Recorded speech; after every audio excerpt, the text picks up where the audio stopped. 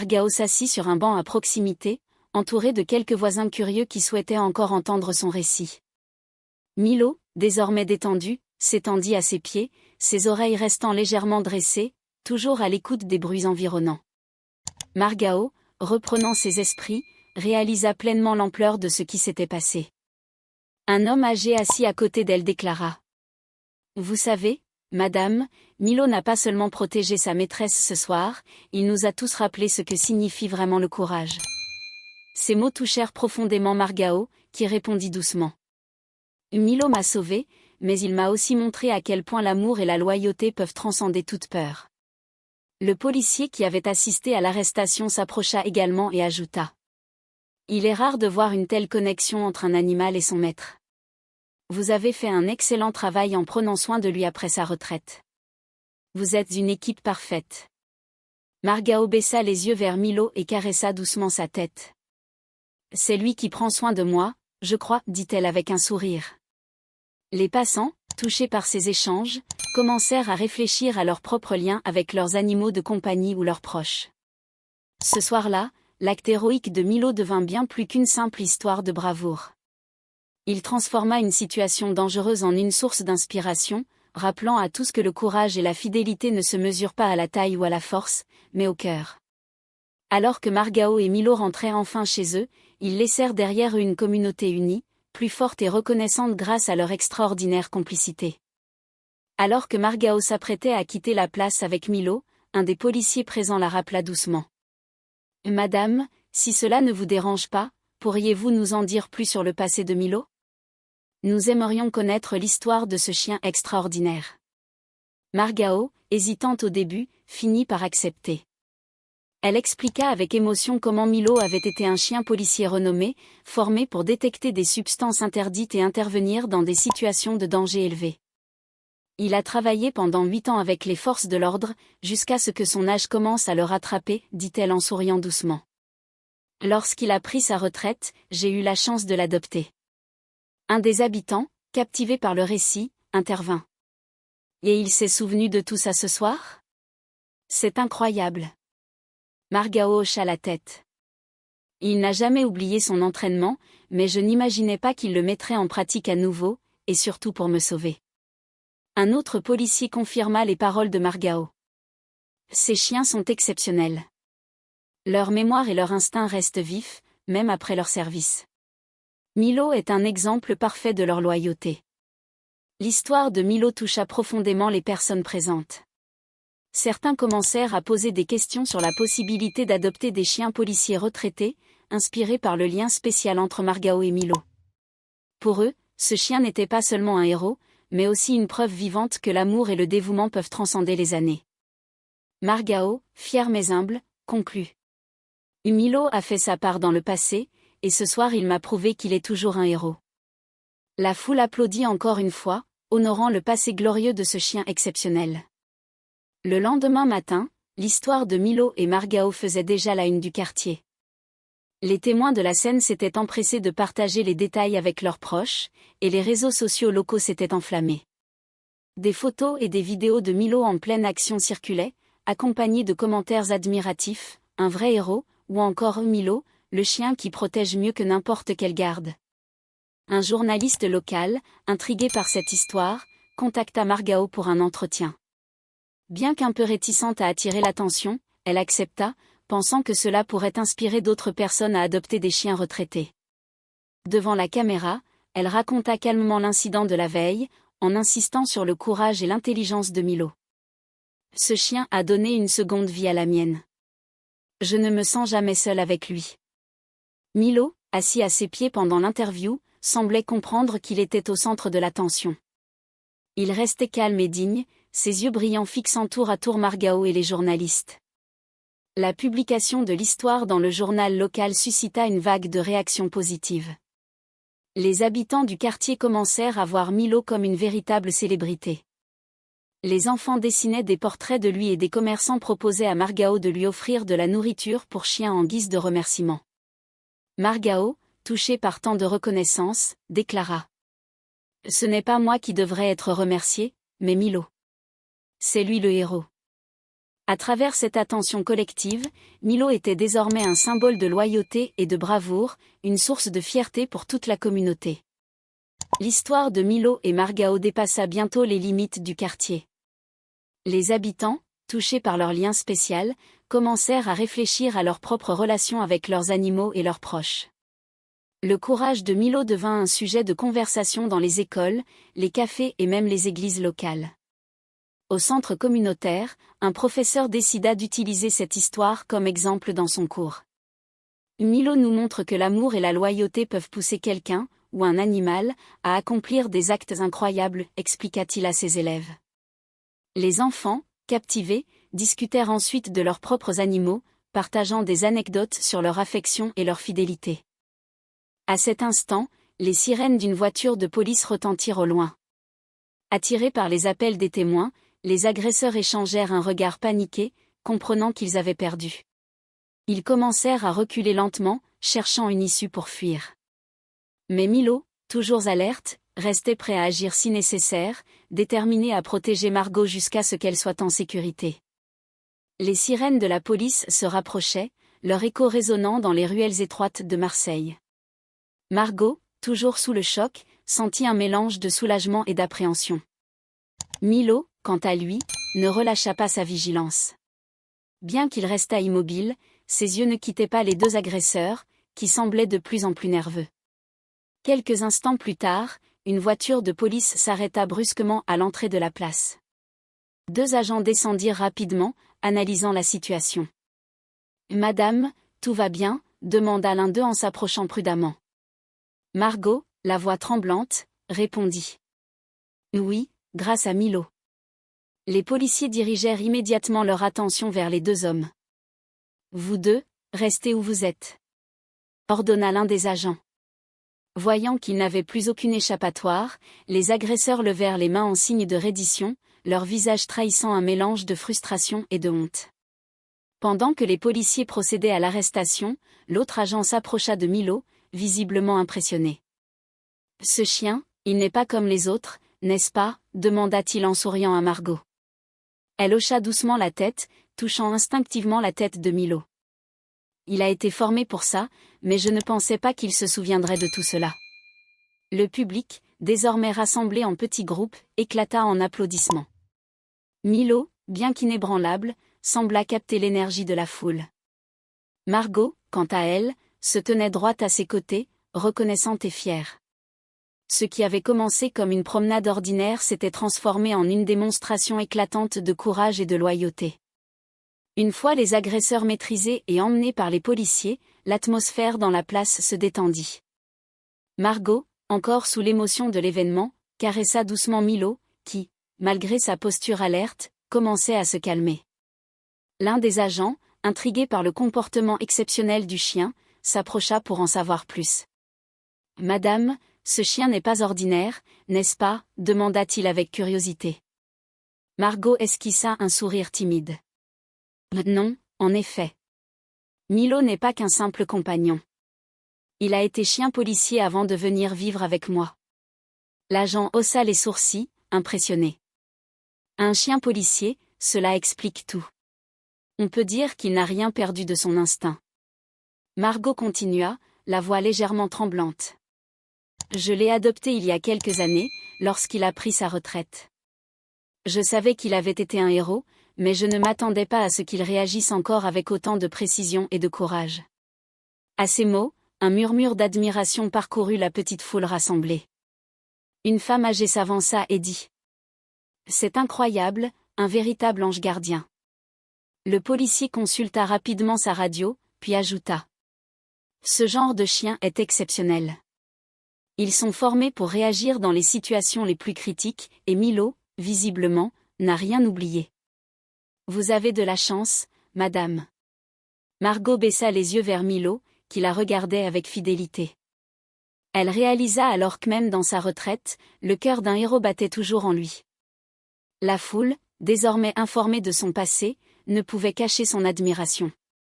Milo venait de gagner encore plus de cœur ce soir-là. Alors que le calme revenait peu à peu sur la place, les policiers discutèrent entre eux, impressionnés par l'intervention de Milo. L'un des agents, visiblement touché, s'adressa à Margot. Vous savez, madame, ce chien mérite bien plus qu'une simple retraite tranquille. Ce qu'il a fait ce soir prouve qu'il est encore un héros dans l'âme. Un murmure approbateur émana de la petite foule, toujours réunie pour assister à cette scène extraordinaire. Un jeune garçon, fasciné, s'approcha timidement et demanda. « Puis-je le caresser ?» Margot, souriant pour la première fois depuis l'incident, hocha doucement la tête. Milo, bien qu'encore attentif, baissa légèrement la tête, permettant à l'enfant de poser une main hésitante sur son pelage. Un autre policier, touché par l'histoire de Milo, proposa à Margot de l'inscrire dans une liste honorifique dédiée aux anciens chiens policiers qui continuent de protéger leur entourage. Ce n'est pas tous les jours qu'on voit un chien avec un tel instinct. Votre Milo mérite qu'on reconnaisse son courage. Margot, émue par cette proposition, répondit modestement. Il fait simplement ce qu'il pense être juste. C'est un chien extraordinaire, mais pour moi, il est avant tout un membre de ma famille. La foule applaudit à nouveau, certains prenant même des photos de Milo pour immortaliser cet instant unique. La bravoure de Milo, combinée à la simplicité de Margot, créa une connexion spéciale entre eux et les spectateurs, rappelant à tous que les héros ne portent pas toujours de cape. Ce soir-là, Milo était célébré comme un véritable protecteur, un gardien silencieux mais déterminé. L'histoire de Milo se répandit rapidement dans le quartier. Les témoins présents ne tardèrent pas à partager ce qu'ils avaient vu avec leurs proches et bientôt des habitants des environs commencèrent à affluer sur la place pour rencontrer Margot et son fidèle compagnon. Chaque personne semblait vouloir remercier à sa manière, certains apportant des friandises, d'autres simplement des mots chaleureux. Un boulanger du coin s'approcha avec un sac de viennoiserie fraîchement sorti du four. « Pour vous, madame, et pour ce brave chien, c'est la moindre des choses après ce qu'il a fait. » Margot accepta avec gratitude, bien qu'un peu gênée par tant d'attention. Milo observait calmement, toujours alerte malgré l'ambiance désormais détendue. Un groupe d'enfants, accompagnés de leurs parents, demanda si Milo pouvait montrer quelques-uns de ses talents. Margot hésita un instant, ne voulant pas mettre son chien dans l'embarras, mais un policier intervint en souriant. « Laissez-moi vous montrer quelque chose. » Milo n'a rien perdu de son entraînement. Avec l'accord de Margot, l'agent donna une simple commande et Milo exécuta parfaitement un mouvement appris durant ses années de service. Les applaudissements retentirent et les enfants sautèrent de joie. « Il est comme un super-héros », clama une petite fille, les yeux brillants d'admiration. Margot sourit, touchée par l'enthousiasme autour de son compagnon. Ce moment de partage rapprocha les habitants, leur rappelant que, même dans les situations les plus inquiétantes, des actes de bravoure et de loyauté peuvent rassembler une communauté entière. Milo, sans le savoir, avait créé un lien précieux entre ces personnes, devenant une source d'inspiration pour tous. Mais ils ignoraient que son chien était policier. Ce qui suit est surprenant. C'était une soirée fraîche et paisible dans les rues calmes de Marseille. Margot, une dame de 68 ans, était connue dans le quartier pour son sourire chaleureux et sa bienveillance. Ce soir-là, elle décida de sortir pour une promenade avec Milo, son fidèle berger belge, attaché à sa laisse. Le chien marchait calmement à ses côtés, ses oreilles dressées, vigilant à chaque mouvement. La place qu'il traversait était presque déserte, éclairée seulement par quelques lampadaires vacillants. Le vent soufflait doucement, apportant avec lui une étrange sensation de solitude. Margot, vêtue de son manteau préféré, se sentait rassurée par la présence de Milo, qui semblait lui offrir une compagnie et une protection infaillibles. Pour Margot, cette promenade était une routine quotidienne, un moment de sérénité. Mais ce soir-là, l'air portait un poids différent, quelque chose d'imbibé mais palpable planait dans l'obscurité. Margot n'était pas une femme ordinaire. Derrière son apparence fragile et ses cheveux grisonnants, elle cachait une vie riche en expérience et en histoire. Veuve depuis plusieurs années, elle avait trouvé dans Milo non seulement un compagnon fidèle, mais aussi un gardien silencieux. Adopté d'un centre spécialisé, Milo avait un passé que peu de gens dans le quartier connaissaient. Ce berger belge n'était pas un simple chien domestique, il avait été un chien policier décoré, connu pour sa bravoure et son instinct infaillible. Depuis sa retraite, Milo s'était parfaitement adapté à la vie calme auprès de Margot. Il avait appris à reconnaître ses habitudes et à anticiper ses besoins. Ses mouvements étaient précis, son regard vif et perçant. À chaque promenade, ses sens aiguisés semblaient balayer les environs comme s'ils cherchaient encore des signes de danger, même dans la quiétude de leur quartier. Margot, pour sa part, voyait Milo comme un membre de la famille. Elle lui parlait comme à un ami, partageant ses pensées, ses joies et parfois ses inquiétudes. Elle se sentait en sécurité avec lui, bien qu'elle ne se doutât pas que ce soir-là, son passé de héros allait refaire surface de manière spectaculaire. Alors qu'il progressait dans les ruelles sombres, Milo commença à montrer des signes d'agitation. Ses oreilles frémirent et il ralentit son pas, scrutant l'obscurité avec une intensité inhabituelle. Margot fronça légèrement les sourcils. Elle faisait confiance à l'instinct de son compagnon, mais ce comportement, aussi subtil soit-il, suffisait à éveiller une pointe d'appréhension. Le silence de la rue semblait soudainement chargé d'une tension imperceptible, comme si quelque chose d'inattendu était sur le point de se produire. Alors que Margot et Milo approchaient de l'entrée d'une petite place presque vide, une ombre passa rapidement devant l'un des rares lampadaires. Margot s'arrêta instinctivement, son cœur battant un peu plus vite. Milo, désormais immobile, scrutait l'obscurité avec une concentration accrue, ses muscles tendus comme un ressort prêt à se déployer. Soudain, deux hommes émergèrent des coins sombres de la place. Leur allure négligée et leurs gestes nerveux trahissaient des intentions peu louables. L'un d'eux s'adressa à Margot d'une voix rauque. « Mamie, jolie soirée pour faire un don ?» ?»« Non. » Il ponctua sa phrase d'un ricanement qui résonna sinistrement dans la nuit. Le second homme, plus grand, se rapprocha lentement, les mains enfoncées dans les poches de son manteau. Margot sentit une vague de panique monter en elle. Elle agrippa instinctivement la laisse de Milo, qui restait parfaitement immobile, mais dont les yeux fixaient les intrus avec une intensité glaçante. Le premier homme continua. « Allez, donne-nous ton sac et tout ira bien, pas besoin de faire d'histoire, hein ?» L'atmosphère devenait de plus en plus tendue. Les lampadaires projetaient des ombres longues et menaçantes des deux agresseurs, accentuant leur présence oppressante. Margot tenta de répondre, sa voix tremblante. « Je n'ai presque rien, s'il vous plaît. » À ce moment précis, le plus grand des deux hommes fit un geste brusque vers Margot, brisant définitivement le fragile équilibre de la situation. Milo, réactif et silencieux, adopta immédiatement une posture défensive. Ses muscles bandés et son regard déterminé envoyèrent un message clair, toute attaque contre Margot ne resterait pas sans conséquence. Alors que le plus grand des deux hommes avançait vers Margot, Milo se mit soudain en mouvement, rompant le silence pesant qui enveloppait la place. Dans un geste rapide et précis, il se plaça devant Margot, le dos droit, les pattes ancrées fermement au sol. Il émit un grognement grave, un avertissement clair pour quiconque s'approcherait davantage. Le premier agresseur, visiblement surpris par la réaction du chien, éclata d'un rire nerveux. « Un chien, c'est ça ton garde du corps, mamie ?» lança-t-il, mais son assurance vacillait déjà face à l'intensité du regard de Milo. Le deuxième homme, cependant, ne semblait pas vouloir reculer. Il fit un pas de plus, brandissant une main menaçante vers Margot. C'est alors que Milo passa à l'action. Dans un bond puissant et calculé, il s'interposa entre l'homme et Margot, aboyant avec une autorité qui résonna dans toute la place. Les passants éloignés, attirés par le bruit, s'arrêtèrent, curieux de la scène inhabituelle qui se déroulait. Le plus petit des agresseurs, pris de panique, recula précipitamment, trébuchant sur une bordure. « Ce chien est fou !» cria-t-il avant de se tourner vers son complice pour murmurer quelque chose à voix basse. Mais Milo ne relâchait pas son attention. Ses mouvements fluides et calculés montraient une formation exceptionnelle. Margot, toujours figée par la peur, sentit une lueur d'espoir grandir en elle. Elle réalisa à cet instant que Milo n'était pas seulement un chien fidèle, mais un protecteur courageux capable de tenir tête au danger, peu importe les circonstances. Alors que les agresseurs tentaient de reprendre leur assurance, Milo semblait déjà anticiper leurs mouvements. Le grand homme, visiblement agacé par la situation, murmura à son complice.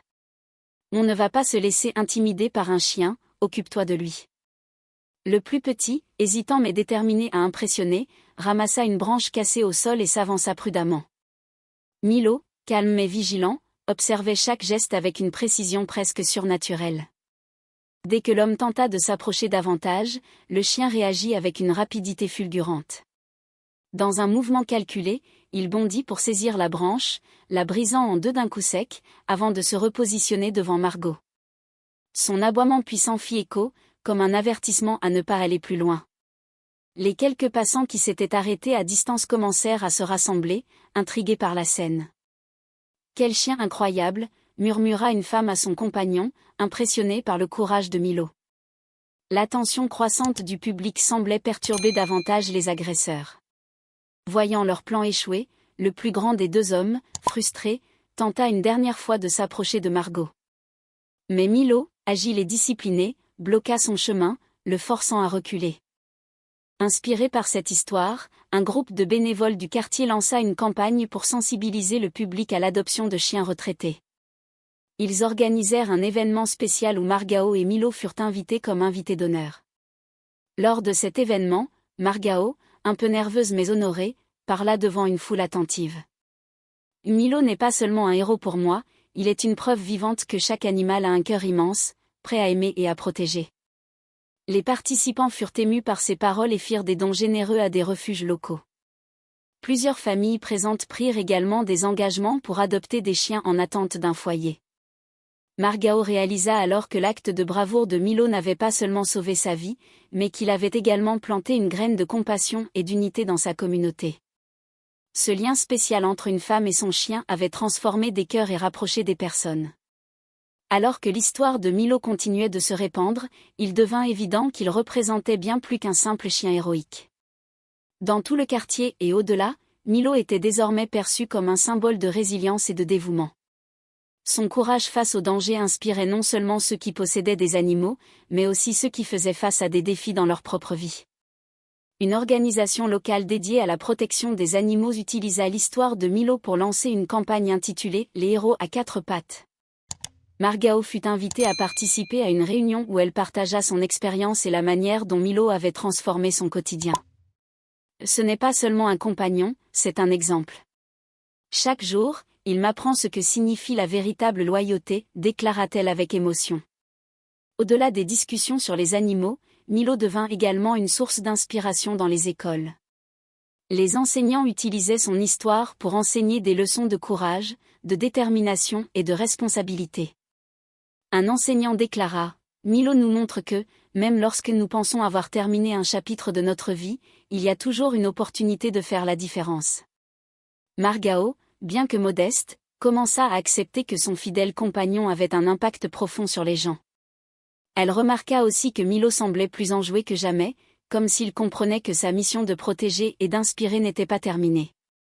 Grâce à Milo, une simple promenade nocturne s'était transformée en une leçon universelle sur la force intérieure et l'importance de ne jamais sous-estimer les actes de bonté et de courage. Quelques semaines après l'incident, Margao et Milo reprirent leur promenade quotidienne, cette fois avec une reconnaissance accrue pour leur lien unique. Les habitants du quartier les saluaient chaleureusement et les enfants couraient parfois pour caresser Milo, devenu une véritable légende locale. Malgré l'attention, Margao restait humble, appréciant simplement chaque moment passé avec son fidèle compagnon. Un soir, alors que le soleil se couchait sur Marseille, Margao s'arrêta sur un banc avec Milo à ses pieds. Elle leva les yeux vers le ciel teinté d'orange et murmura. « Qui aurait cru que tu changerais autant de vie, mon cher Milo ?» Milo, comme pour répondre, posa doucement sa tête sur ses genoux, les yeux pleins de confiance et de sérénité. Margao sourit, réalisant que, malgré les épreuves, la vie avait un moyen unique de révéler des trésors cachés. Pour Margao et Milo, chaque jour était désormais une opportunité de savourer les petites joies, de renforcer leur complicité et de rappeler à ceux qu'ils rencontraient que l'amour, la loyauté et le courage peuvent transformer le monde. Ce n'était pas seulement la fin d'une histoire, mais le début d'un chapitre rempli d'espoir et de gratitude.